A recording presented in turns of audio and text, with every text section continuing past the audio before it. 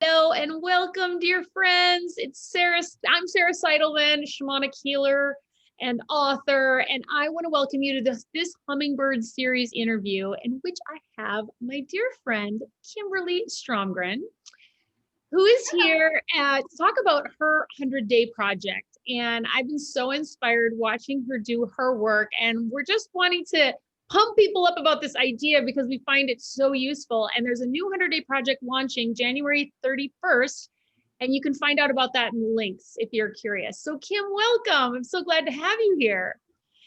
Well, this is really fun. I'm so glad you asked me. Yeah. Kim and I go way back to high school, and we've always been kind of the artful, poetic types. So it's so wonderful to still be connected. So tell me, how did you find out about 100-day project? What was your first one? Like, let's just open it up with that. I don't really know where I first heard about it, probably somewhere online, you know, how things come and go out of your screen. And what prompted me to start this one is, I had a pick your brain session with you, my dear friend Sarah, which I highly recommend everybody have a pick your brain session with Sarah Seidelman. And we're sitting in your backyard. Yes. And there, one of the things that came out of that was this idea of doing a 100-day project. I was really struggling with just kind of getting some consistent accountability in some of my creative life. And when you first kind of put that idea in my head, immediately I was daunted, like 100 days of something. It does seem like a lot. So I took a little baby bite, and I was involved with a Facebook group, a private Facebook group on a 30-day kind of 30 days of lessons, self-improvement, that kind of thing. And so I thought, okay, I'm going to go through this, and I'm going to post every day for 30 days about what my experience is with this group.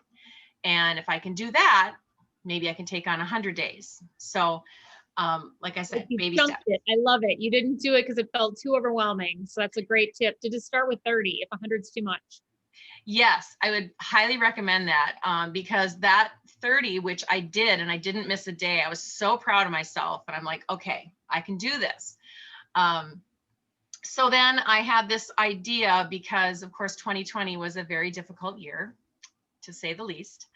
And I was just really tired of all of the negativity around 2020, people just really hating on the year. And so like, poor 2020, she can't help it. Just trying to transform us somehow. Exactly.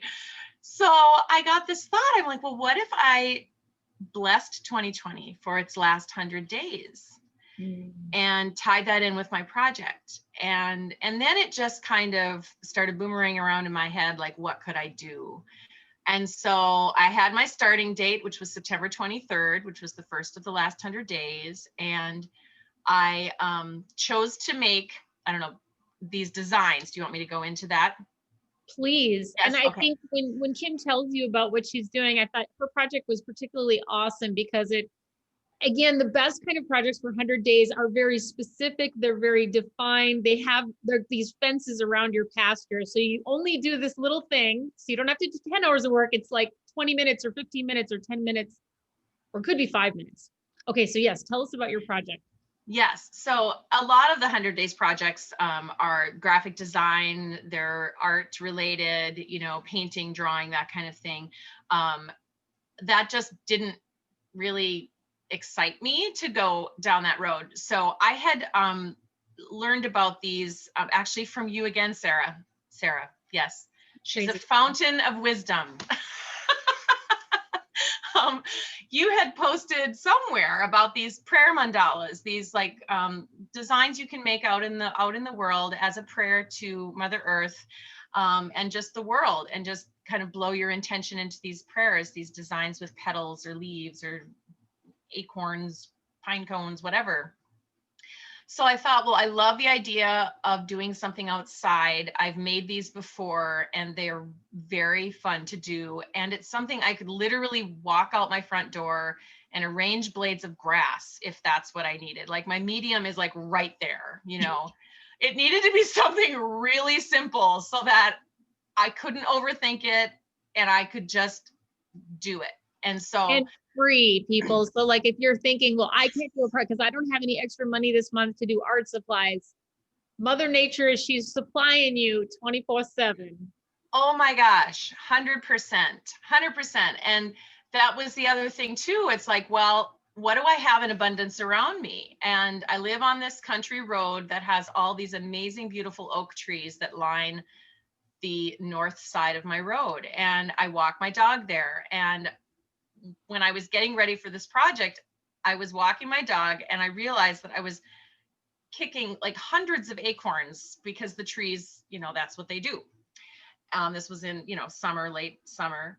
And I thought, well, wouldn't this be cool as like a little tie-in to have one little acorn for each design? I could blow the blessing into the acorn, and it just had this kind of neat consistency, which tied it all together, which I really loved. And I don't know, I just recommend that. So, so I had this is my little bag. This is my bag that I brought with me everywhere, so that even when I wasn't home, if I, on my way home from work, I could stop, I could build a little mandala if I hadn't done one yet that day. And I have inside here my little thing of acorns that I kept. Cool. And then also a handy clippers because I would, take little snips off of twigs or grasses or something. And I found out right away that it was really nice to have a little scissors or a little clippers to do that. And then I also had a little notebook with some written blessings in here too. So this kind of set yourself up for success. Like make sure the project is small. It has a theme. It's very kind of restricted in a way, but that gives freedom later, which we can talk about. And then have it, so you're not hunting around for things every day. It's just with you all the time. Yes, it was great. And also, I mean, speaking of being restrictive, I did tell myself, I said, okay, I can only use what I find, like, it's nature inspired. It's what's around me. And well, on Halloween, my Halloween mandala did include a pumpkin. And technically there's no pumpkins just growing willy-nilly in northern Wisconsin in October, but it was a natural material, And you get to break your own rules because they're your rules. Yeah, and a couple of times I used flowers like that had come to me in a bouquet. I did a couple of times do that. But for the most part, I just stuck with what I could see and what I found. And it pushed me because, especially with winter, all of a sudden, I became more limited on what I had. And I ended up, driving to work, and I would look at these trees. I'm like, oh man, if I could just get that tree in a design, it'd be awesome. It's like, it just opened up the way I saw the natural world. I started seeing designs and colors, like even subtle colors in branches or leaves, and the way leaves dry, they become a different shape. It's really amazing what this project did because of the 100 days, like every day, 100 days. And I would post this mandala with a blessing every day on Facebook as another very important accountability piece, in my opinion, because it's like, okay, I got to get it out there, can't miss a day. What obstacles did you have? Can I ask that? Because I know you have a job. You're not just sitting around, nothing better to do than like do a 100-day project. You're a busy woman who lives on the edge of like out of town. Like you commute, like you've got a lot going on. Yes. I mean, I guess I would say the main obstacle, which I worked with and I tweaked this, originally I thought, okay, I'm going to go out every morning and create a brand new design every morning, and that lasted like 2 days. And I realized I need to like maybe have where I'm going to have a day off and go to Lake Superior, go to a beautiful trail in the woods. And I'm inspired suddenly to create 5 different designs. And it felt so amazing to do that. And so I would do that, and I would just have those designs kind of ready to go. And then each day put them together with a blessing and post them. So I really, as far as an obstacle, I tried to take as many of them away as I could by having my little stuff with me and by allowing myself to make a few in a day, maybe if I knew like I was going to be out of town on the weekend or I had a really busy few days coming up, because I wanted it always to be something that was very nurturing to me and fun and rewarding, and not like, this is what you have to do, Agree. you know? Yeah. Yeah. So, What surprised you, or what, yeah, when you look back at all the 100 beautiful nature mandalas, and I know you're going to share a few pictures with us, yeah. like what surprised you the most about doing this? Wow. First of all, that I finished it and I did it. And I don't know so much that that was a surprise, maybe a little bit, because all my life I've sort of struggled with this starting things and finishing things. How personally rewarding it was to have done that. And then just the response from people was really remarkable. That was a big surprise. I mean, I had a lot of people every day, you know, interact with the posts on Facebook. But there were a couple people at the very end, like on my last one, where I just kind of said thank you to everybody. And this was, you know, on New Year's Eve, December 31st was my last one. And I had a couple people comment who had never commented before, who had never liked anything or interacted. And they said, I'm so sad to see this end. I've been following along the whole time. Mm. And that just blew me away, you know, that that it really touched so many people. Um, and it brought me to places around town that I hadn't been. It opened up my eyes to new places to explore where I lived. And then just to see, I mean, I was worried at first, especially with winter, that I couldn't come up with new designs, which is so funny. And I know this is kind of a standard problem with 100 days. You hit like that 60, 70 days and you're just like, how can I do a new thing? And I just never ran out of ideas, which was awesome. It was really cool. So awesome. So, And then something happened just yesterday as a result of this project that, yeah, can you share about that? oh my goodness, I'm probably going to cry. So, yes, my beautiful daughter Ellen, she was teasing me about a Christmas present for days. Like, I ordered it and it's late. So last night she says, you have to come over because your present finally showed up and I am dying to give it to you. I'm like, okay. So I went over to her house and this is what she gave me. This is probably backwards, but it No, says it is. 100 acorns, Yep. a blessing on 2020. And this is a Shutterfly book. And she, oh my gosh, she put together, like, here was the very first design that I did. And she included a Mary Oliver quote, which Mary Oliver is my favorite poet of all time.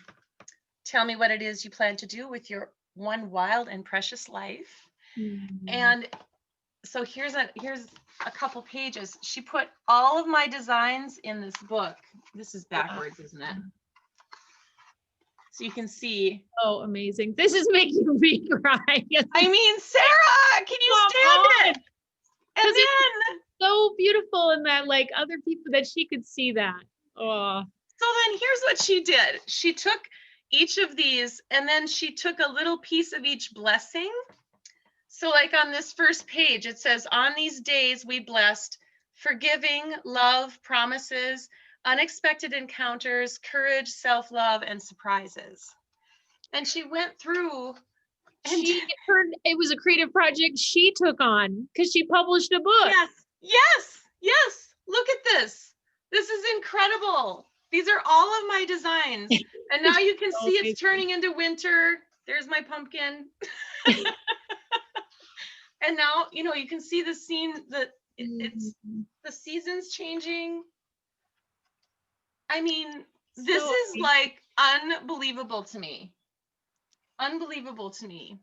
And like the greatest gift I've ever gotten. So So this, people, is what could happen. You know, we don't promise that you're going to get the greatest gift that was ever going to get sent to you, but magic will unfold as you show Oh, up for yourself daily. And even if you, you know, I heard that one of the people who founded the website 100 days, the 100dayproject.org, which I'll link above, that even if you don't finish the 100 days, whatever days, even if you do 40, it will be more than zero. And you will find that you have unlimited potential. I think that's one of the things this has taught me. And I loved seeing your mandalas. Like Kim's were at first very orderly and symmetric. And then like there'd be like one day she would just do something different. It would just be a single acorn resting in this really cool tree. Or on New Year's Eve, it was like this explosion of all this plant material. It was like a party going on with the acorn. And it was just like so imaginative, and like how you could see all that energy right there in what you made. I mean, it's just so incredible. thank you, Sarah. Yeah, it was really, really fun to see where the project took me. And I guess that is the biggest piece to this that I just would hope people would take away, is that it's like you're strapping yourself to this journey and you just don't know where it's going to end up. And all you have to do is just kind of keep showing up for it. It will blow your mind in ways you just didn't imagine. So I really highly recommend taking on one of these projects, even if it's the simplest, tiniest little thing. It's yours, and it's so worth it. So worth it. You're worth yeah. it. I want to end on that note because it's so well said. And I'm going to link to, so you can see all the mandalas and you can follow Kim. And I'm going to put her blog above. And thanks so much, Kim, for being here. Oh, thank you, Sarah, for having me. This was so much fun.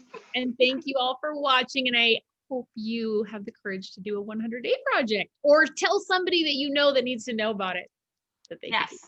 could do.